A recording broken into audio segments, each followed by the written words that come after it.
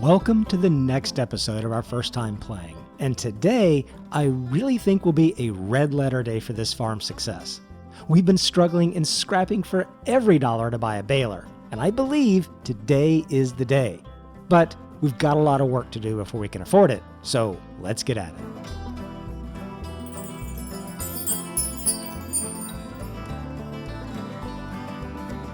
I have some silage bales to sell today, but after a little calculation, if I bought the baler with just selling the silage, I'd be right down on the wire with money, maybe even not enough for basic costs and bank loans.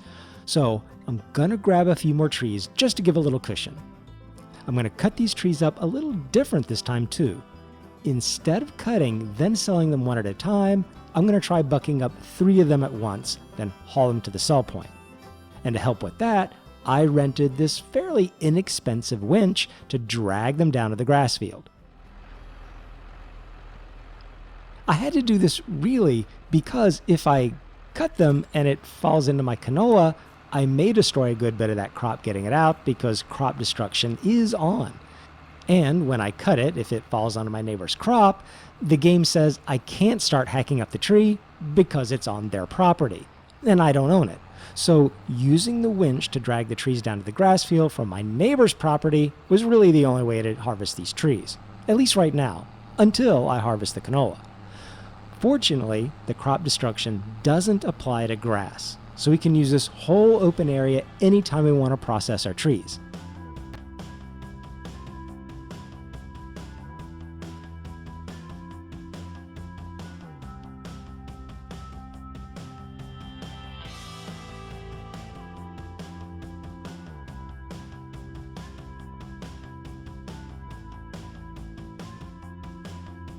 I logged out for a while, and when I logged back in, the leaves had all died on the cut trees. I approve of this little detail in the game design. It's pretty cool.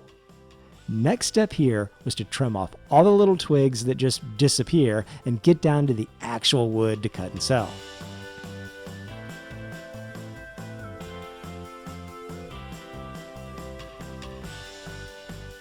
So what I did was create a little pile for each tree.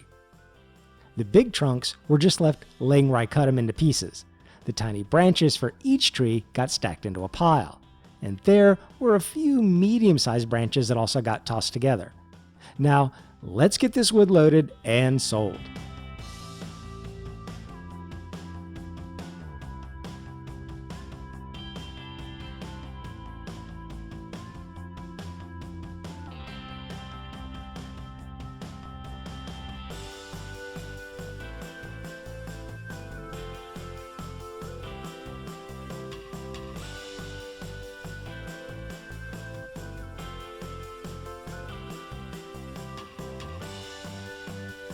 I had to switch from selling at the sawmill over to the biomass heating plant due to the price.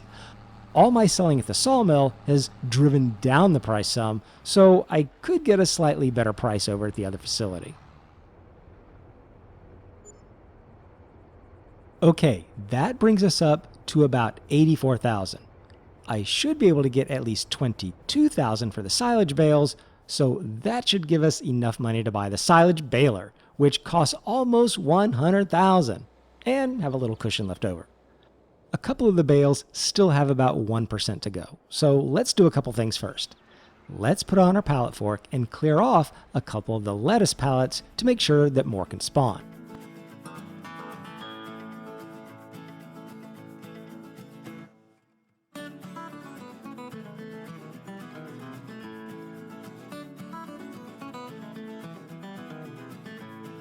The next thing we're going to do is buy another cheap piece of equipment. I know, I'm going backwards again from buying the baler, but what I have in mind is this. I'm going to acquire this bale spike to help make moving and loading the bales a lot easier. I've been using the pallet fork, and it does work fairly well, but the problem I found was that the forks were so close together, I had to be very precise with the positioning of the tractor to be able to pierce and carry 2 bales at a time. What I'm hoping is that the wider spacing of the bale spike will give me a little slop factor and help me go a lot faster.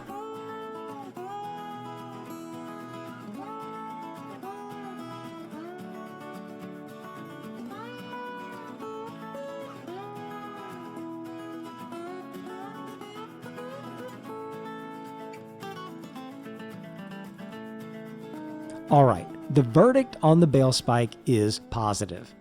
It did feel much easier stabbing and loading the bales, so for $600, it's definitely worth an early investment for the bale spike next time. I know now it'll be worth it. The price of the silage isn't all that great right now, but I just have to go ahead and sell them. The reason there is that I want to get the grass cut this month and baled to start fermenting, and I don't want to rent the silage baler again when I'm this close to buying one. So we'll sell the silage bales at a non-optimal price, but probably get that money back in savings by not having to rent the baler. Alright, so that was about $17,000 for the first load, and $3,500 for the second load. Only $20,500. Even less than I'd hoped, but let's get to work on that grass field. I found this little generator thing. I can carry it, but I can't seem to interact with it. Really, I have no idea what it's for. But I think I'll take it back to the farm for now, and maybe one of you good viewers can tell me what I can do with it in the comments. Maybe I can't do anything but decorate with it, but I'd like to know. Our mystery generator can live in the corner of the sheep barn for now, but enough fiddling around. Let's get the field mode.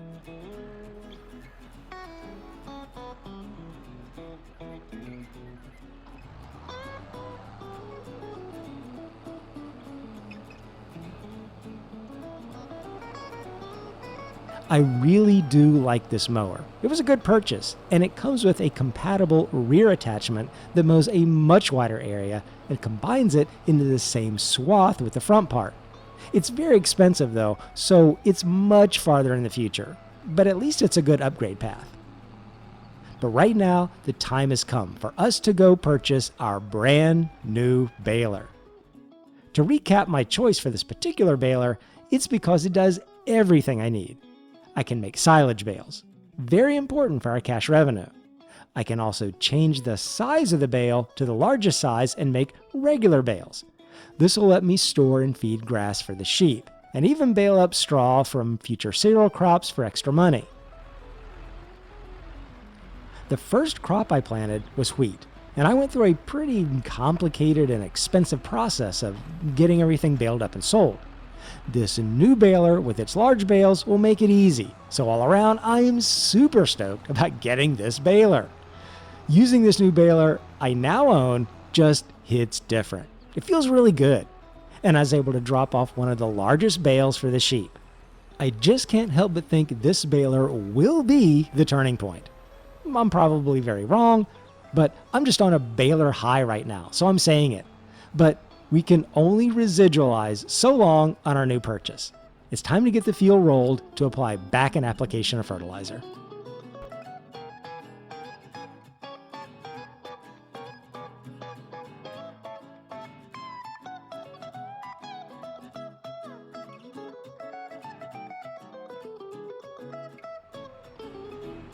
As we're finishing these last couple rows to roll, I want to talk about the yield we got off the field.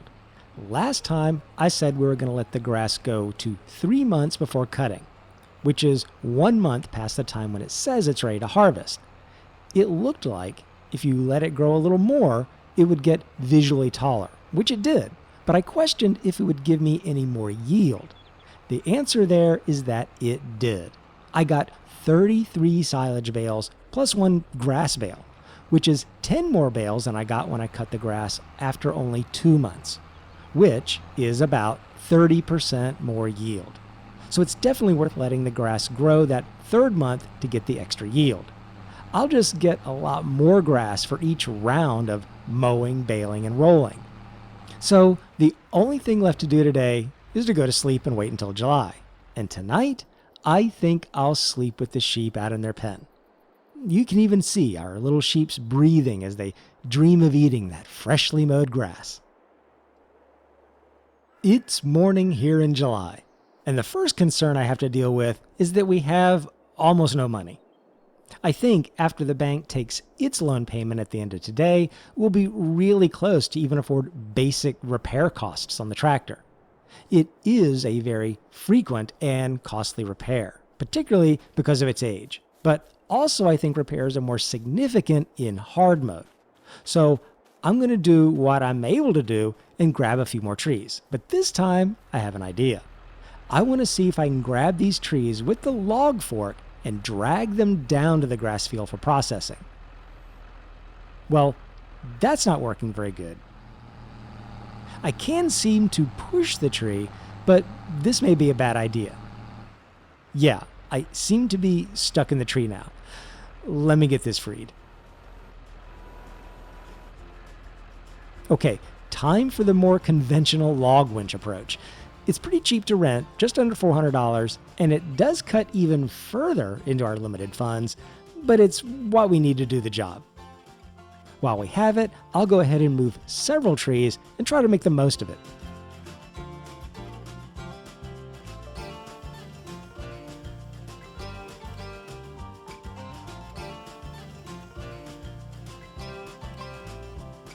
All right, I've moved a total of 7 trees down here to process. I've started getting those trimmed up, and I think what I'm going to do this time is do it a little bit more assembly line fashion. I'll get all the trees' loose twigs trimmed up, then go cut and stack the branches, then finally section up the main part of each one of the logs. The sale of those logs should give us a cushion for a while, because even when we harvest our canola next month, the price won't be good till at least November or December. And I'm formulating a new planting plan after the canola harvest. However, the log sales, harvest, and the new plan will have to wait until the next episode. But we have our new baler, a milestone moment for the farm. Bye everybody, and I'll see you next time.